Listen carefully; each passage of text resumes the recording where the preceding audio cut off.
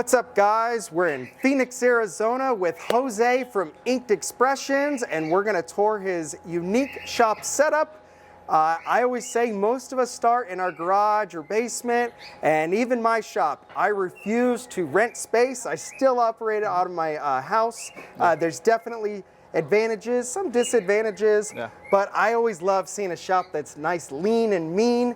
Jose, you have something, again, very efficient back here. I'm real excited to check it out.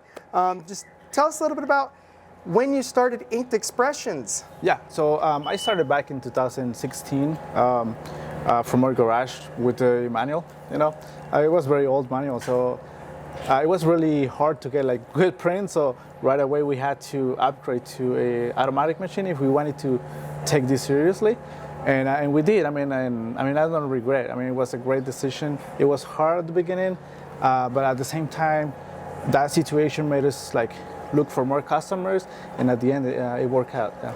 And did you work at a shop before you decided to start your own venture? Yes, I worked for, I would say, 8 years or so. So I had a good experience at that point. Yeah. And what all do we do here? I mean, we do screen printing, a little bit of embroidery, and we just started doing a little bit of DTF. DTF and several other different types of heat applications, right? Correct. Very cool. Well, Jose, I'm excited to check it out. Let's go. Let's do it. All right, Jose, what brand of press do we have here? We have a Anatole, 7 colors with the option to lift the head in case we have a big order. We could have 2 people pulling and I mean loading and unloading, and then it's all electric, and we really love it because, like I said, we work from our garage, so this is very quiet. And I mean, we haven't had any problem with it, so really awesome. recommend it. And you got this, what, around 6-7 years ago, you say? Yes, we got it in 2017. Yeah, about a year after we started. Yeah. Very cool. And again, like, was it difficult to get this set up in the space, or did you have to run special electricity to get it here? What challenges did you have? Yeah, we did have to run a special electricity, but it wasn't too much of a deal, you know, like we just brought an electrician and rented a forklift, and I mean the technician was really easy to work with, so yeah, we made it work.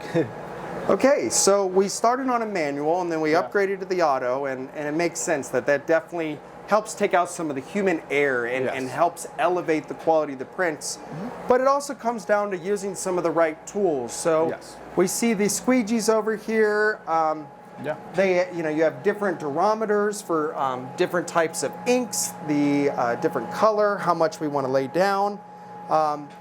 What size screen are you using? Because this looks smaller than normal. For the most jobs, we use the standard manual screens, but the good thing about this machine is that you could use both. You could use the bigger ones, but we have both, but most of the time we use the smaller ones. Yeah, so I've always thought that, like, when I go to trade shows, I see most automatic screens have to be 23 by 31.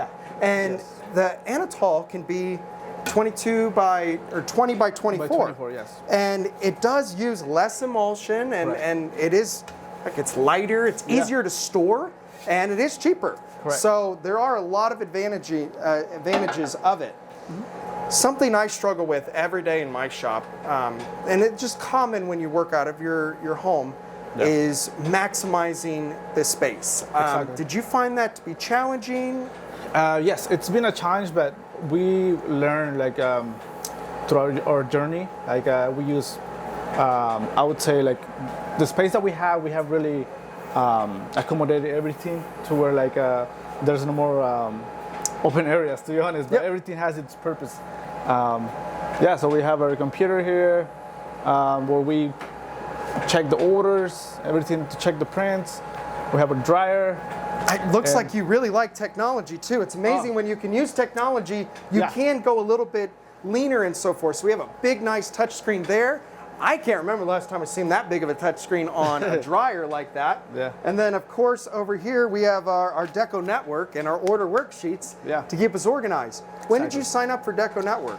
2017. And you started the business in 2016? 16, yes. So what made you realize, you know what, I need to get some software to run this all? The main point would be, like, we wanted our shop to be organized. So what we really like about DecoNetwork is like everything is organized. The order flow is really good, like from quoting to communication with the customer, invoicing. We just love everything. And we're in Phoenix, Arizona. Yeah. You have a unique weather pattern here, Yeah. where I come from Ohio, where in the winter there's no way I'm just going to be able to keep my doors open like this and be able to print. Yeah. Do you find that to be one of the main reasons why it's advantageous to be able to do this out of your house? Yes, I mean at the beginning it's hard always, but like we found ways to deal with that. We have an AC unit for like those extremely hot days. Yep. Yeah, but I mean we're used to it. So we've been here for a while, so we're used to this heat. Yeah. Very cool. Well, I'm very much like you. I hate to rent. I like to buy, and I know that you did start maximizing your space here, and you then bought the property next door. Correct. So I'd love to go check that out and see the rest of the operation. Okay, let's go. All right, Jose, where are we now? Okay, so yeah, this is the property that we bought next door, and right here we pretty much have the rest of the equipment, the heat presses, the smaller machine for like tags or sleeves, and then we just started doing embroidery as well. Okay, now let's start with embroidery. So we have a 2-head here from Racoma. Yep. I'm a big fan of the Mighty Hoop Master. I bring it up in a lot of videos. Magnetic hoops are worth every penny in my opinion. I agree. It makes life a lot easier. It reduces that learning curve. Yep. And then I see a lot of needles here. It's very important that when you're doing embroidery, remember, if you're a screen printer, you have different mesh counts of screens. Yeah. Different detail that I need to be able to hold. Exactly. Look at needles and thread, very similar. Mm-hmm. You're going to have smaller needles. You're going to have different types of threads that will allow you to hold better detail. Yeah. Small text can be a nemesis. You're often not using the right size needle, you're not using the right thread, or you're not communicating well with your digitizer. Mm-hmm. It's very important that you communicate well with the digitizer to get the best possible results. Yeah. So embroidery, that really allows you to, again, satisfy most of your customers' needs. It's kind of important to not have to say, no, we don't do that. Is that right, Jose? Yes, exactly. So that's the main reason we got it, because I mean, we have a lot of experience when it comes to screen printing, but we also had those customers that needed embroidery, and now like DTF too. So yeah, little by little we started offering that, and yeah, we're doing good. And you're about to start bringing DTF in-house, right? Correct, yes. Okay, guys, when it comes to DTF, you don't have to buy the biggest machine to try to sell transfers. It's become a very saturated market. I'm starting to see more and more shops buy a machine just for themselves, just to be able to cut down on that turnaround time.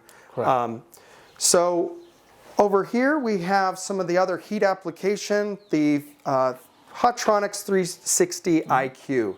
You like this press? We love it, yes. It is. Go wrong with that. It is amazing. It has that nice taperedness so you don't really mark a hat, and the bottom heat. So have you seen yourself applying more patches with this than you did several years ago before it existed? Yes, I mean before that was the main problem. Like we had older presses and they weren't like that great because I mean they left the mark. Yep. Yeah, so we really love that one. Yes.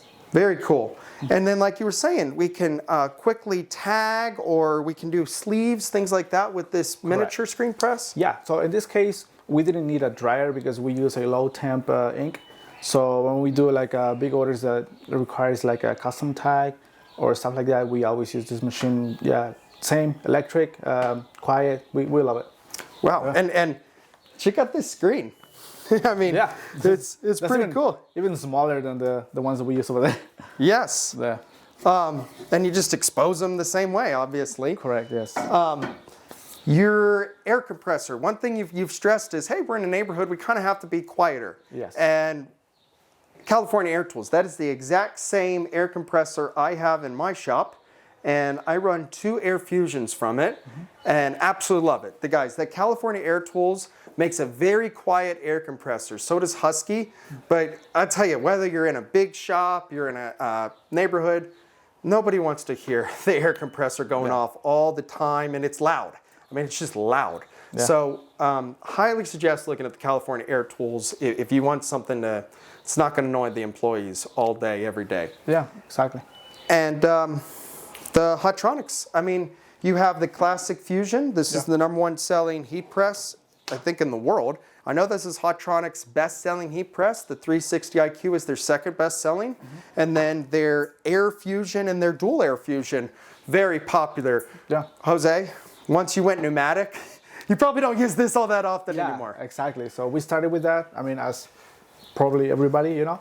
And then as orders started like piling up, we did something bigger. And I mean, since everybody knew that they made a really good press, I mean, why not go with something bigger that would save extra time? So, and we did, yeah. Yeah, once you go pneumatic, you just don't look back. No. And you have all the interchangeable platens too, which makes it nice. And I also see, I like these mini irons now, like this X tool. You have to have those, yeah. Yeah, when do you use this tool? We use those for like really small orders, and when we do like tags or stuff like, or difficult places like maybe really close to a pocket or stuff like that. That's when it comes handy. And does this help scorching sometimes on some products? Yes, especially on like high-end polos. That's really helpful. Like you're not gonna have the box around it, you know, like you would normally have. Yeah, unfortunately, the most expensive products are the ones that are the easiest to scorch and hurt. Now, Jose, one of the reasons why you can really do this the way you do is you incorporate your family, right? I mean, at the end of the day, your family is more important than your business, but you kind of have it all together. What's that like, and how's that helped you go from, you know, just starting on the manual to where you are now? Yeah, I mean, to be honest, this was my dream maybe 10 years ago, like working from home, but I didn't know like it could get to a point where my family would be working for me. And I mean, we're there, and pretty soon we might start looking for a place now. But I mean, for now, we just love working from home. Very cool. Well, Jose, very grateful for letting us tour your shop. Where can our viewers, you know, learn more about what you do at Inked Xpressions? Yes, you could visit our website at Inked Xpressions. inkedxp.com. You can also find us on Instagram, Inked Xpressions, and find out more about us. Well, thank you so much, Jose. I love how you have this set up. You're very genuine. Guys, check out inkedxpressionsxp.com. Thanks, Jose. Thank you.